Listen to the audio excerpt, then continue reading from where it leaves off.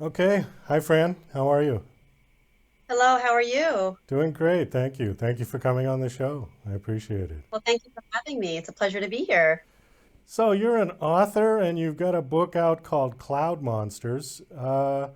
This is a children's book. Yes, it's a children's book. It's for middle school age kids between around 8 through 13. You know, when I read the title, I thought of the monsters under the bed, which was always the kids' fears when they were little kids. But this isn't about the monsters under the bed, is it? No, it's about monsters in the clouds. So when you look up, you see monsters in the clouds. Yes. Okay. Well, where did this story come from? Aside from your Um, imagination, was there something else that inspired it? I've always loved science fiction ever since I could remember. When I was a teenager, I loved War of the Worlds. I read Stephen King was my all-time favorite author. So anything science fiction or horror related, I've always been fascinated by.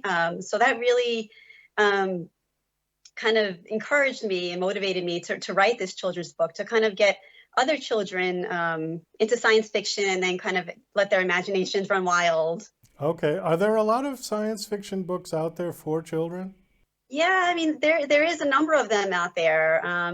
They all have different kind of ideas and concepts, but there are several children's books out there that are science fiction related.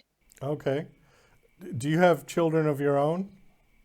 I do. I have two sons. Okay. Are they in the right age group to read your They book? are. They're kind of right in the middle. They're 9 and 11, so they're kind of right there in the middle where the age group is. Oh, what did they think of your book?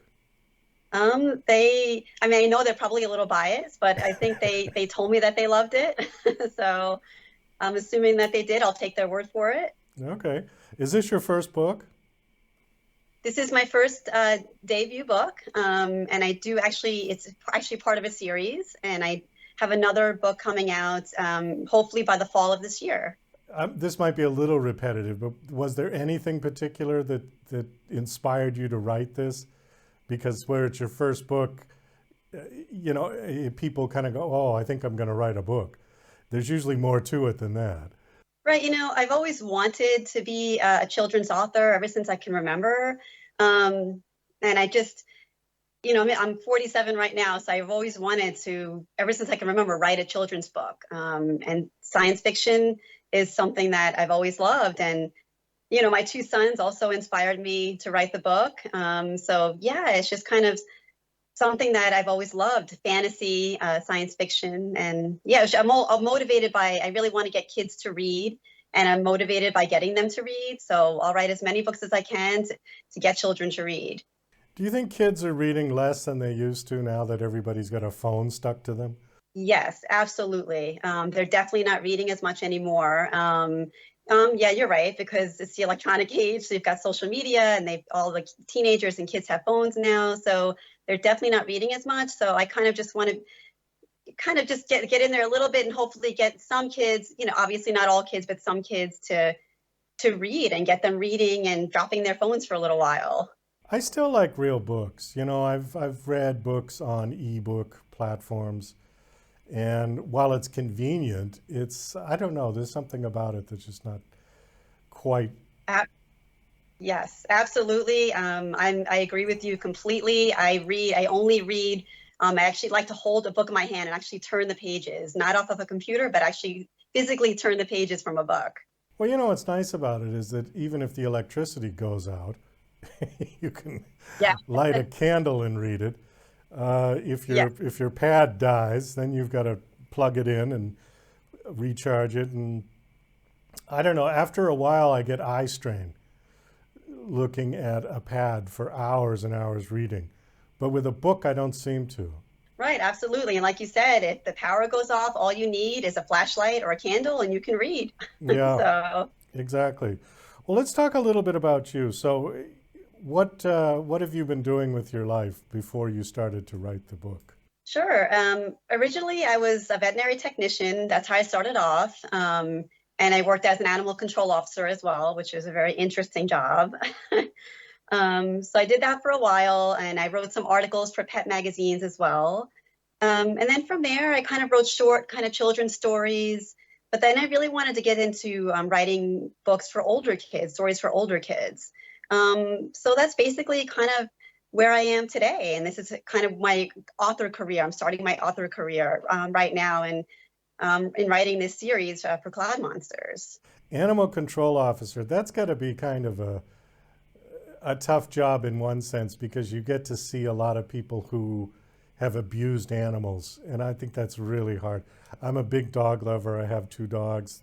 They're right out in the hallway here in my studio. I usually let them in when I'm doing the radio show, but the video show, they tend to walk in front of the camera. So I keep them out in the hall while I'm doing video. But just to see the kind of animals that come through there, that must be really, really difficult sometimes, yeah? Yes, that was the hardest part of my job, was to see animals being abused or neglected. And my job was to, be the voice for these animals. So yeah, it was definitely hard, but also it was rewarding at the same time because I was able to save a lot of animals.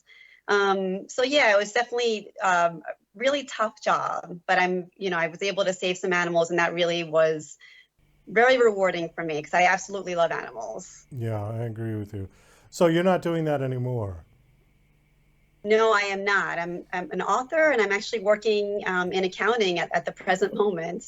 Do you plan on writing more? I do. I plan on writing a whole series for Cloud Monsters, and I also have a few other kind of younger books for children as well.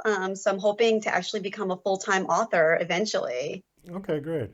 Are you self-published? I am published through a publishing company.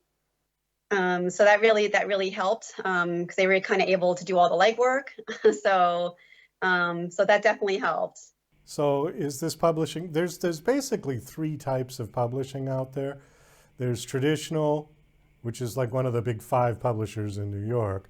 There's these hybrid publishers, which kind of do some of it, but you got to do some of it. And then there's self-publishing, which basically you do everything. Yes, I went through a hybrid publisher, which actually worked out really great because you have some say in how what you can put into the book and what you want written and the pictures. So I actually had a very good experience with a hybrid publisher. Well, let's talk just a little bit about that, because a lot of people watching the show might be aspiring authors and they don't know which way to go. It's very confusing. Right. Why did you decide to go with a hybrid publisher versus traditionally, traditionally you'd have to get accepted.